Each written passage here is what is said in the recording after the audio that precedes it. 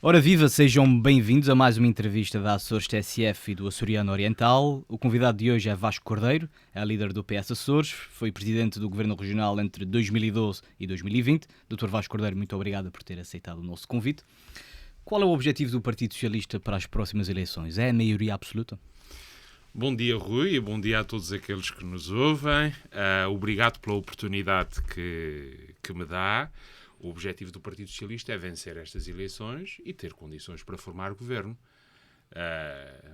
Julgo que perceberá quando eu digo que, infelizmente, vencer as eleições já não é suficiente. Já não é sinónimo de chegar ao governo. Formar governo. Não é? E, portanto, acho que há um conjunto de desafios com que a região está confrontada. E para os quais o Partido Socialista tem uma abordagem diferente daquela que neste momento vigora. Que objetivos são esses? Olha, são desde logo a essencialidade, a importância de aproveitarmos fundos comunitários para qualificar pessoas, para aumentar a competitividade da economia, para resolver o problema de acessibilidades.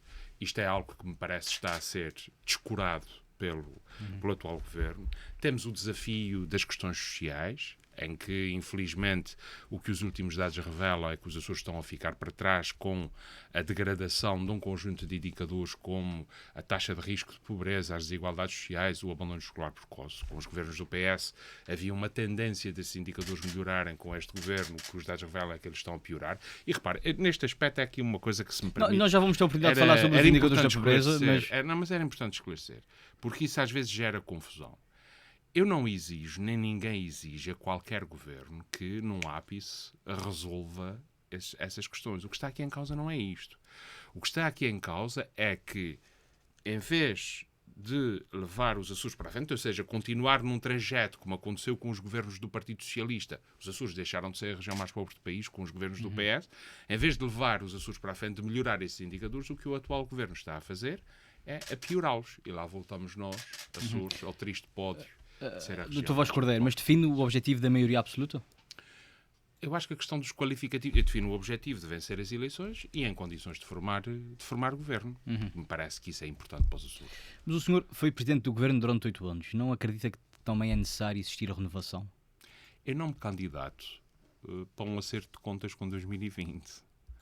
E, portanto, não é isso que me move. Eu candidato-me porque o Partido Socialista e eu próprio... a forma como encaramos os desafios que a região tem pela frente é substancialmente diferente e acho que os resultados destes 3 anos demonstram isso claramente. Do governo que nós temos, deste ajuntamento de governo que a região tem neste momento. Não há um ajuste de contas com 2020 e não crê que devia dar também a oportunidade a outros líderes, nomeadamente dentro do Partido Socialista? Eu fui eleito quer como líder do Partido Socialista e nesta questão também de candidato a presidente do governo, fui eleito por 90 e tal por cento. Portanto, não me parece que a questão se coloque neste momento. Certamente falava haverá do ponto de vista da renovação em termos globais.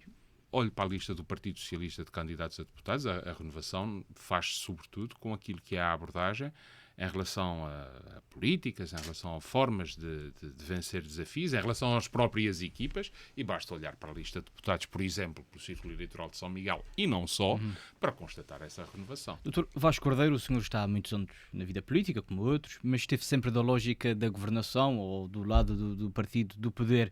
Nos últimos anos esteve pela primeira vez na oposição. Pergunto-lhe, o que é que a oposição lhe ensina? Eu não estive só na oposição, eu tenho a honra de ter participado em diversos órgãos, nomeadamente a nível autárquico, onde estive na oposição e onde passei por lutas também relacionadas com a oposição. Portanto, esta ideia que durante X tempo estive no poder e que nos últimos 3 anos estive na oposição não é correta, porque nessa altura também passei por funções de oposição a nível autárquico desde logo. Em segundo lugar, dizer-lhe que esta minha candidatura não é apenas, mais uma vez retomo a ideia do não é um acerto de contas com 2020, longe disso. A candidatura não é por causa do passado, é por causa do futuro.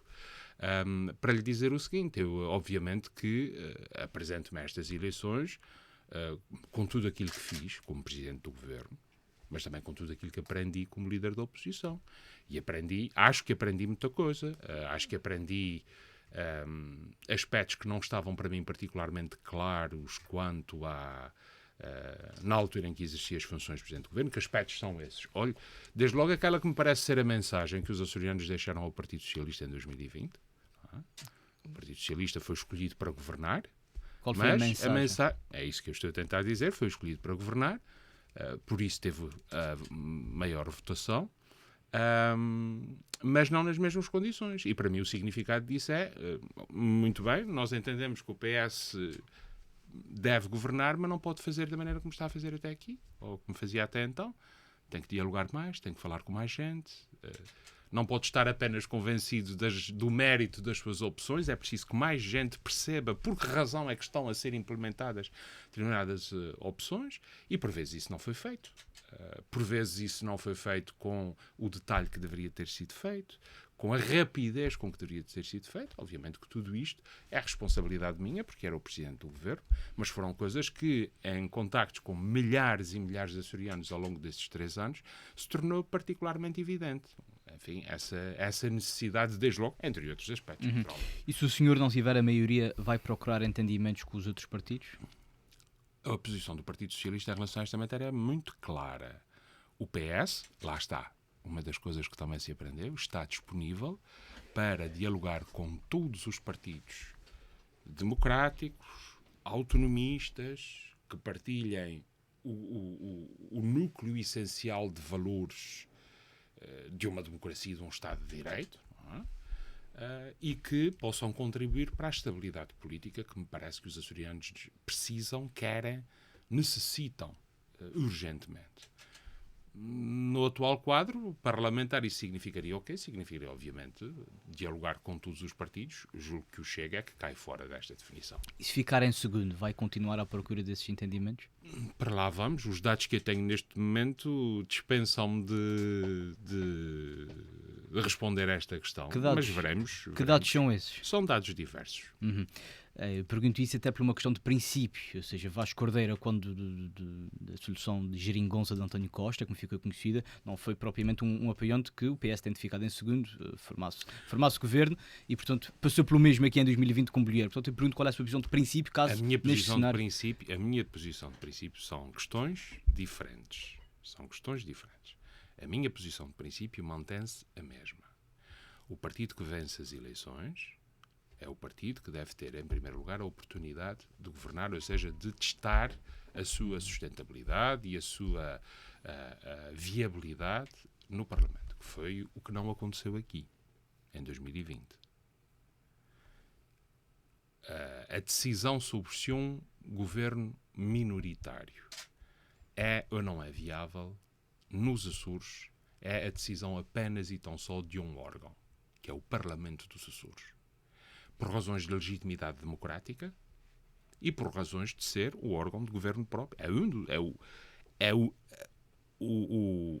órgão mais importante que tem, e, portanto, que tem a representatividade da expressão democrática das eleições. Não são outras entidades, nomeadamente o representante da República, que, na minha opinião, não tem legitimidade democrática.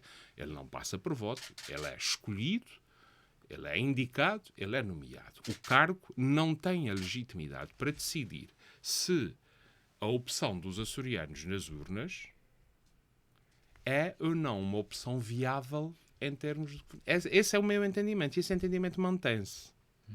Se, nessa situação, um partido que vence as eleições vai ao Parlamento, não tem viabilidade, há que procurar outras alternativas e seguir o caminho e o rumo normal. E para si uma solução de bloco central é descartável? Eu acho que já respondi à questão de com quem é que o Partido Socialista está disponível para dialogar. Com todos os partidos, porque me parece que é isso que o povo, nomeadamente em 2020, através do voto, disse. É preciso dialogar com mais partidos, é preciso estar mais aberto ao diálogo. E perante isto tudo, a região não corre o risco de não ter condições de governabilidade no futuro? Não estou a perceber a pergunta. Perante toda a geometria que se prevê, perante as dificuldades previsíveis de haver um partido que consiga a maioria absoluta, Sim, a região não corre o risco de não ter condições de pois eu ingovernabilidade? acho que deve ter condições de governabilidade, mas se calhar neste momento, por culpa dos partidos que, derrotados nas urnas em 2020, resolveram formar uma coligação negativa para impedir o PS de tomar o poder, a região já não tem estabilidade desde o início desta experiência.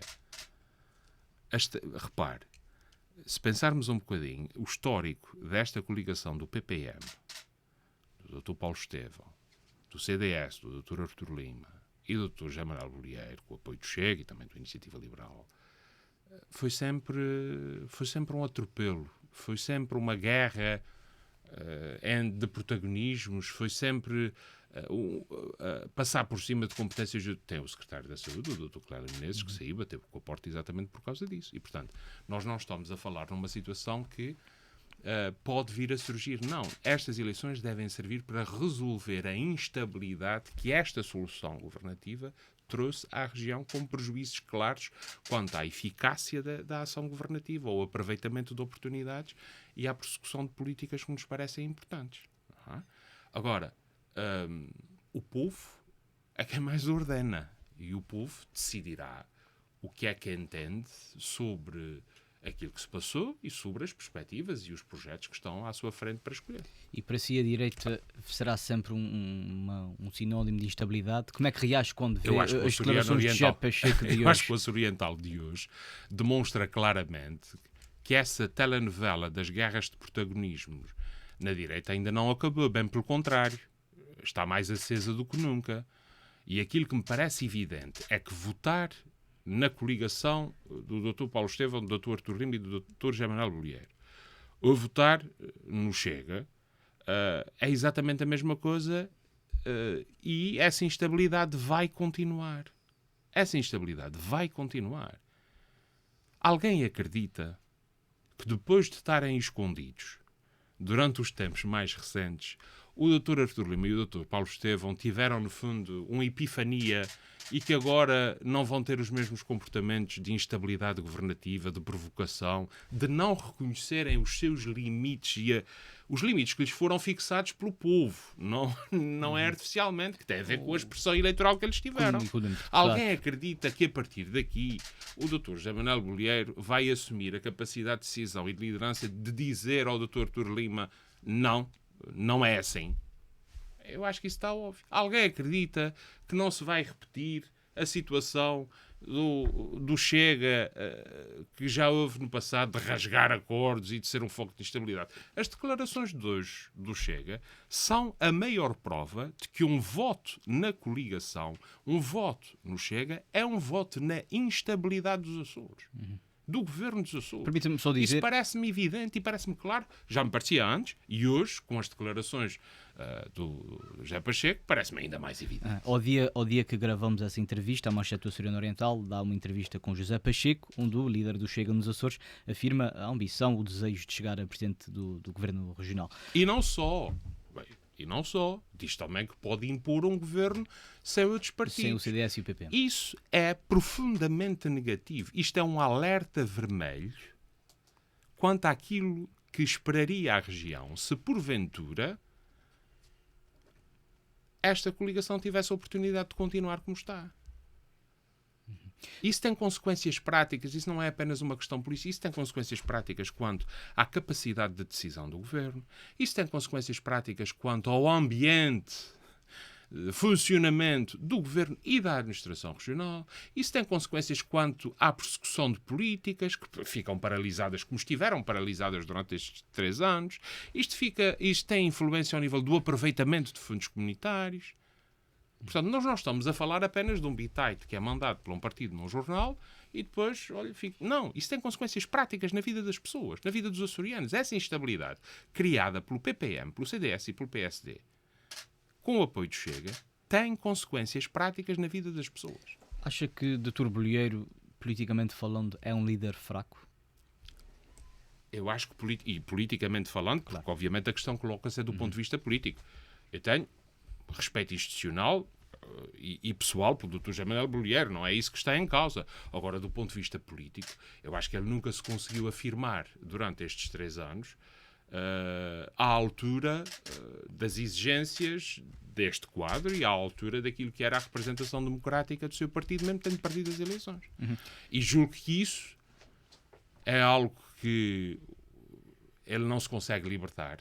Há aqui não percebo bem porquê, mas uma espécie de temor reverencial em relação ao Dr. Artur Lima e ao Dr. Paulo Estevão, que não percebo muito bem porque é que existe, mas o facto, e isso parece-me óbvio, é que houve coisas que aconteceram nesta região por influência do PPM e do CDS que, enfim, que não são admissíveis, desde logo porque eles não têm a expressão eleitoral para impor determinadas coisas e tomar determinado tipo de decisão. Tem algum exemplo? São vários. Eu acho que os açorianos, ao longo deste tempo, se recordam, mas há um que me parece claro. Aquilo que se passou com o Secretário da Saúde é pura e simplesmente inadmissível. Inadmissível.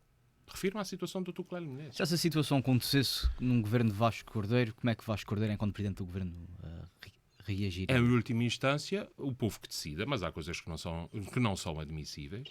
Há coisas que não são admissíveis, porque põe em causa a autoridade democrática e o equilíbrio democrático de forças de um governo. E isso está completamente subvertido. Dr. Vasco Cordeiro... E está completamente subvertido. E o maior problema, lá está, não é o passado. É que se porventura houvesse a possibilidade de continuar essa coligação, julgo que isso se agravaria, essa subversão do equilíbrio democrático, digamos assim. Dr. Vasco Cordeiro, o Partido Socialista, nas suas listas de candidatos, inclui os presidentes das câmaras municipais da Lagoa e Povoação, Cristina Calixto e Pedro Melo. Isso não defrauda as expectativas dos eleitores do PS naquele concelho? Não, suspenderam o seu mandato nos termos da lei e é natural que num primeiro momento não assumam de imediato o seu mandato de deputado, porque há ainda um conjunto de dossiês e de questões ao nível das autarquias, de desafios ao nível das autarquias. Qualquer um deles tinha mais de um mandato. Mas não é apenas a doutora Cristina Calixto nem o doutor Pedro Melo. O doutor João António Soares também é candidato pelo PSD, mas ninguém olha para ele. Provavelmente porque só tinha mais Provavelmente 2 anos. Está no último mandato, mas ao então contrário isso vai ao quilómetro?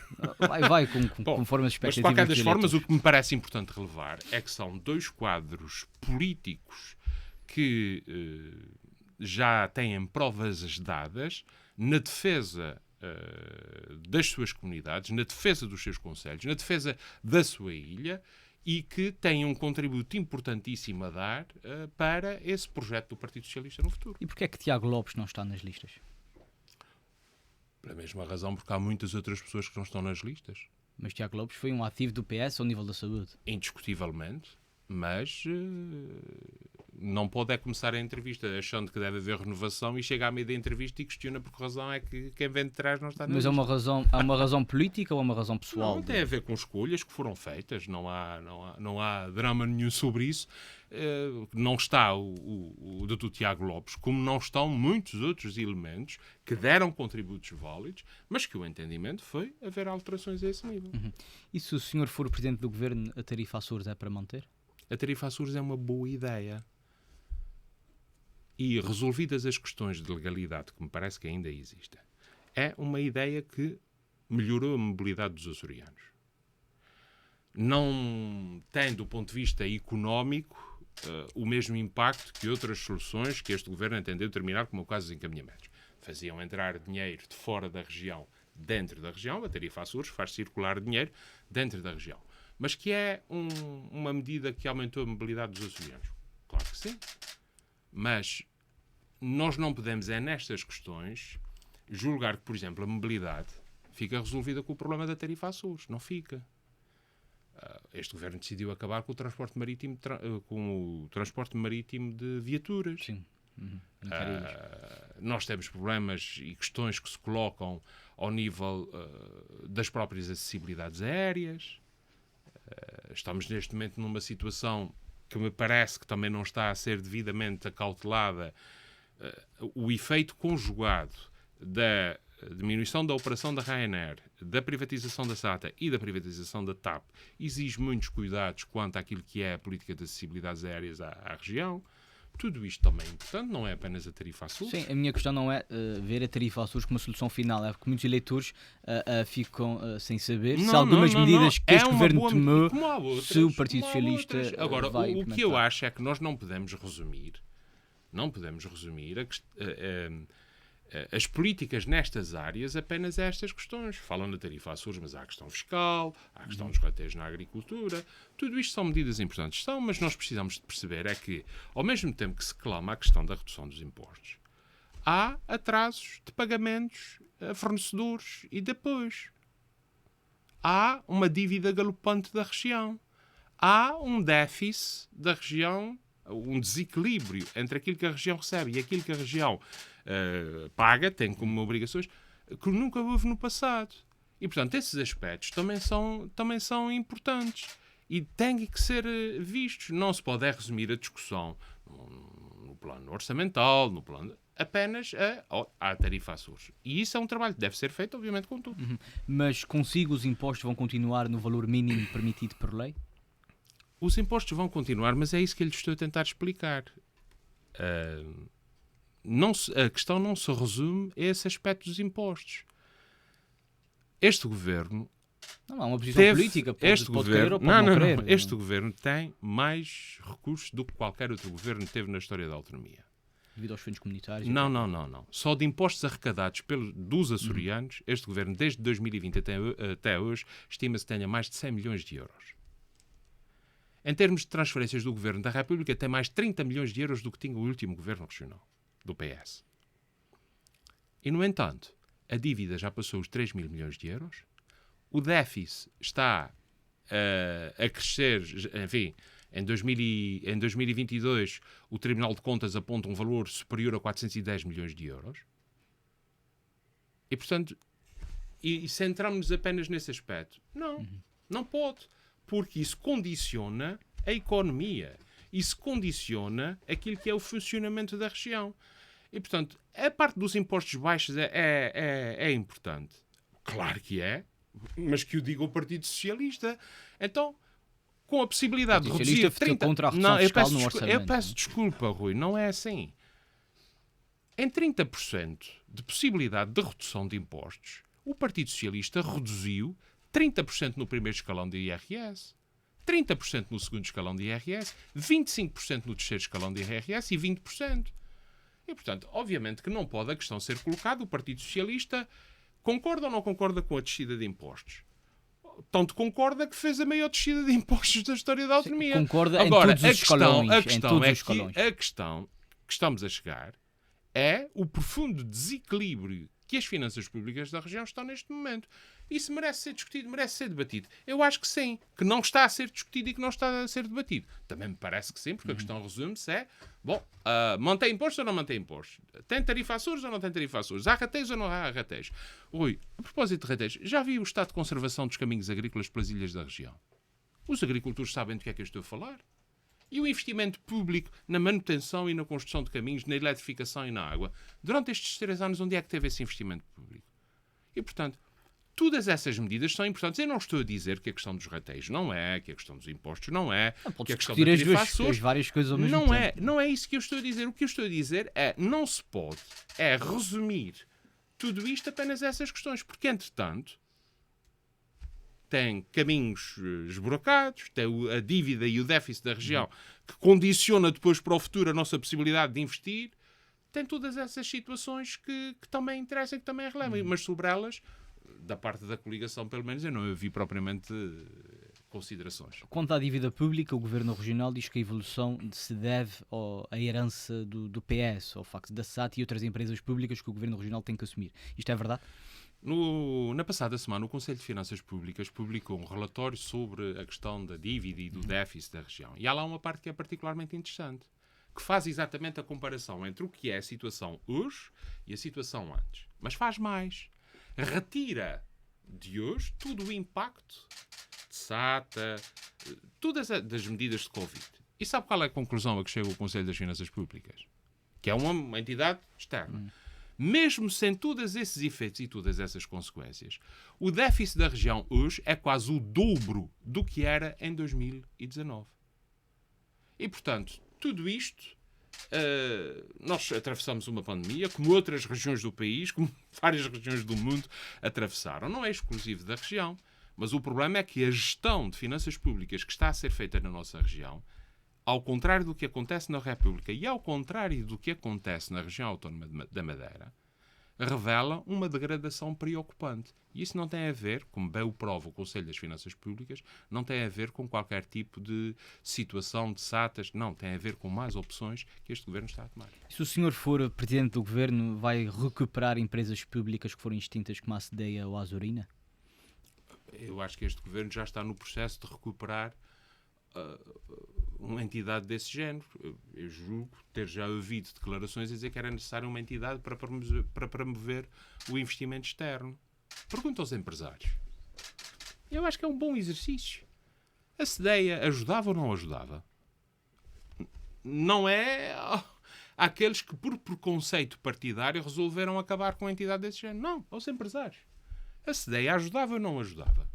O que me dizem é que sim, é que ajudava. Há uma questão, claro, a questão da privatização da Azores Airlines, que é um aspecto também importante. Sim, já vamos falar da Isso corresponde a um compromisso que a região assumiu com a União Europeia. E esse compromisso deve ser honrado e deve ser cumprido. Já não é propriamente uma questão de opção. O que é opção é a privatização dos 51% e os 85%. Eu tinha isso para lhe perguntar, podemos já falar disso. O senhor concorda com esta alienação no mínimo 51% e no máximo 85% prevista no caderno de encargos? O Governo nunca explicou por que razão é que optava por esta privatização nesses moldes. A Comissão Europeia, vamos ver se esclarecemos essa parte. A Comissão Europeia não impõe privatização. Não impõe a companhia nenhuma. O que a Comissão Europeia faz é, perante um pedido de ajuda a uma determinada companhia, pede, naturalmente, medidas que evitem que aquela ajuda se tenha que repetir no futuro. E diz se é suficiente ou não é suficiente para recuperar aquela empresa. No caso concreto da Azores Airlines, o que disse era que a privatização de 51%, porque na decisão da Comissão Europeia não está a privatização entre 51% e 85%, está a 51%, era suficiente. Este Governo tomou a opção, nunca explicou porquê, de lançar um processo de privatização entre 51% e 85%. Talvez para ser mais amigo do mercado, uma expressão utilizada por Dr. Bolheiro em tempos. Mas mais amigo do mercado não tem necessariamente que ser mais inimigo dos interesses dos açorianos. E é isso que essa situação pode levar. Porque a partir de uma alienação superior a 75% ou 60% e tal por cento, a região perde um conjunto de direitos como acionista que são essenciais para manter a sua posição. Depois há outro problema que se coloca aqui. Este Governo decidiu suspender o processo de privatização. Eu acho que criou um imbróglio jurídico, desde logo, porque ao suspender este processo, a validade das propostas que foram apresentadas pelos concorrentes, a ajuizar pelo caderno de encargos, porque também não tenho mais informação, caduca durante este período. E depois como é que fica? Se já caducou a validade das propostas apresentadas pelos concorrentes. E, portanto, há aqui um conjunto de questões que interessa naturalmente ver com maior detalhe. Mas o que me parece importante reter é isso, quer dizer, privatizar a Azores Airlines em 51% não é uma questão de opção. Foi um compromisso assumido com a União Europeia. E o senhor vai voltar, vai reiterar este compromisso? Não é uma questão de reiterar compromisso, está aprovado. E, portanto, violar esse compromisso implica pôr em causa o plano de reestruturação da companhia. E isso não vai fazer? Eu acho que isso não pode acontecer. Ou seja, no seu tempo tentou-se privatizar 49%, até acredita que esta, mesmo pondo a União Europeia 51%, seria... A União Europeia não pôs 51%. Foi isso que eu lhe tentei explicar há bocadinho, porque isso não funciona assim. A União Europeia não diz... Certo, mas... A União Europeia faça uma proposta... Mas não sabemos o que é que decorreram nas negociações. Faça uma proposta de privatizar 51%. A União Europeia disse, muito bem, isso é suficiente para recuperar a companhia. Portanto, concordamos com essa medida. Mas na sua lógica não foi a melhor proposta? Não. A ser apresentada à União Europeia? A questão que coloca-se é face à opção depois de privatizar entre 51% e 85%, que já é uma opção do Governo Regional e que me parece que ele nunca explicou devidamente porque é que optava para essa. E que o senhor não concorda? Eu acho que essa privatização entre 51% e 85% pode levar a região a perder direitos. Mas o processo está lançado. E, portanto, a região não pode incorrer em determinada responsabilidade agora num processo que também peca por pouco transparente e pouco com falta de informação, e que deve ser analisado, obviamente, com o objetivo primeiro, que é salvaguardar os interesses da região. Uhum. Falando da pobreza, que já falamos um pouco no início da nossa conversa, o senhor alertou recentemente para o aumento da pobreza, que segundo o INE aumentou cerca de 1% em 2022. Os Açores voltam a ser a região do país com a taxa de risco de pobreza mais elevada, mas não se sente que todas as críticas do PS perdem alguma validade devido àquilo que foi, em parte, a governação do PS? A taxa mais alta dos últimos anos foi em 2018, com 31,8%. E o que é que aconteceu durante os governos do PS? Os Açores deixaram de ser a região mais pobre do país. Mas continuaram com índices mais elevados que o que temos hoje. Sim, mas tinham a tendência de descida, de melhoria desses indicadores. E com este governo têm a tendência de degradação desses indicadores. E como é que se pode combater a pobreza eficazmente nos Olha, Açores? por exemplo, com a Estratégia Regional de Combate à Pobreza e Exclusão Social, com as medidas que lá estão, não é a estratégia só por si, é com as medidas que lá estão e que foram abandonadas por este governo. Uhum. Está lá, não é preciso inventar. Deve ser reavaliada, mas está lá. Foi abandonada por este governo. E eu acho que os resultados também demonstram um bocadinho isso. Acha que este governo regional fez mal em abandonar essa estratégia regional de combate à pobreza?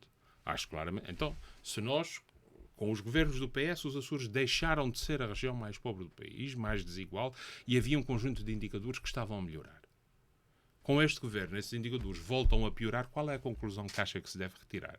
Eu retiro a conclusão de que, obviamente, o governo fez uma má opção, não apenas em abandonar a estratégia regional de combate à pobreza e à exclusão social, como, por exemplo, em abandonar o pró-sucesso. Chame-se-lhe o que quiser. E a questão não é se é a estratégia, se é o plano. Não. A questão é o tipo de abordagem que se deve ter a esses desafios. E aquilo que me parece é que havia uma abordagem integrada, parece não, sei, havia uma abordagem integrada, uma abordagem global, e que o governo preferiu abandonar isso tudo, quer no caso da pobreza, quer no caso da educação, e seguir com medidas avulsas. Acho que isso não dá certo. O que é que lhe parece o argumento do governo de que estes números da pobreza não demonstram a realidade económica, uma vez que a região tem o maior número de empregados dos últimos anos? Eu acho que esse argumento não é válido. Porquê? Porquê? Então porque tem gente que trabalha. Aliás, há casais em que ambos os elementos do agregado familiar trabalham e, infelizmente, não conseguem dinheiro suficiente para pagar as suas contas. Então isso não é pobreza? Então isso não há algo que está mal no meio disso tudo? Eu acho que há. Ao mesmo tempo Há necessidade de olhar para os rendimentos. Há necessidade de olhar para políticas que possam reforçar esses rendimentos. Isso faz-se na perspectiva do Partido Socialista, obviamente, reforçando também a capacidade das empresas serem mais competitivas. Eu acho que há aqui questões que estão a passar completamente ao lado do governo, que se prende apenas com aquilo que são indicadores sectoriais, não é? Esquecendo o flagelo. E repare, vamos esquecer os dados estatísticos do Instituto Nacional de Estatística, do Observatório Nacional de Luta contra a Pobreza. Estamos em Ponta Delgada. Logo ao final da tarde, o Rui Paiva que saia daqui da redação e dê uma volta por Ponta Delgada. O que é que vê? Vejo imensa coisa, mas eu pergunto-lhe assim o que é que vê. Não, vê um aumento exponencial de casos de pessoas sem abrigo, de indigentes, de situações de exclusão. Então, isso não quer dizer nada? Esqueçamos os dados estatísticos. Vamos percorrer os principais centros urbanos da região. E como é que explica que no meio disso tudo tenha havido uma redução do número de beneficiários do rendimento social de inserção? Obviamente que esta redução é feita mais por um processo, repare, mais por um processo administrativo do que propriamente por essas pessoas. Se há simultaneamente uma redução do número de beneficiários do rendimento social de inserção e um aumento da pobreza, é porque alguma coisa não está a bater certo aqui. A minha posição sobre esta questão ao contrário, por exemplo, do que aconteceu nos governos do Partido Socialista. Entre 2016 e 2020 reduziu-se quase 50% o número de beneficiários do rendimento social de inserção. Ao mesmo tempo que se diminuiu a taxa de risco de pobreza. As duas coisas devem acontecer em simultâneo para que, efetivamente, isso signifique uma melhoria das condições de vida dos açorianos, no caso em concreto. Quando reduz os beneficiários de rendimento social de inserção e a pobreza aumenta ao mesmo tempo, é porque alguma coisa está errada. Segundo aspecto, rendimento social de inserção. Há questões de fiscalização. Claro que há questões de fiscalização que interessa aperfeiçoar e melhorar. Quem precisa deve ter todo o apoio que precisa. E quem abusa deve ser penalizado fortemente. Há abusos? Acho que há. Então, quer dizer, há situações que configuram claramente abusos. Deve-se reforçar a fiscalização. Mas isso não é algo que deva ser feito esquecendo que o objetivo principal desta medida é, efetivamente, ajudar as pessoas a saírem de uma situação de pobreza. Depois tem os dados quanto àquilo que é a maior percentagem de beneficiários, a idade que têm, são menores de idade, e o valor médio da prestação, que era, enfim, aqui há algum tempo, à volta dos 60 e tal euros, se não me falha a memória. O que é que isso significa? Isso significa que há muita gente que beneficia do rendimento social de inserção, que trabalha, mas cujos rendimentos não são suficientes. Mas, mais uma vez digo, os abusos devem ser todos combatidos para que quem realmente precisa possa ter todo o apoio que precisa. Mas então, como é que explica, falou em processo administrativo, como é que se explica que a pobreza aumenta ao mesmo tempo que diminui o RSI? É porque a questão relativa ao RSI não está a ser não está a ter devidamente em conta aquela que é a realidade no terreno. Mas quando diz a realidade no terreno e a questão do RSI... O próprio Rui está-me a apresentar aqueles são os dados e são aquilo que resulta. E é aquilo que resulta. O olhómetro é complicado, não é? Tem simultaneamente um aumento da taxa de pobreza quando o governo se vangloria da redução dos beneficiários do rendimento social de inserção. As duas coisas têm que estar interligadas. E quando não estão? Quando não estão como? Interligadas, como é o caso. Quando não são vistas em conjunto. Acontece o que está a acontecer. Baixa o rendimento social de inserção, mas aumenta a taxa de pobreza. Qual é o exemplo, qual é o património, qual é o dado que eu tenho? Olha, tenho aquilo que aconteceu entre 2016 e 2020. Houve uma redução de cerca de 50% do número de beneficiários do rendimento social de inserção, ao mesmo tempo que baixou a taxa de pobreza. Dr. Vasco Cordeiro, o nosso tempo está mesmo a terminar. Faço-lhe uma última pergunta. Se o senhor não chegar a Presidente do Governo, gostava de ser eurodeputado?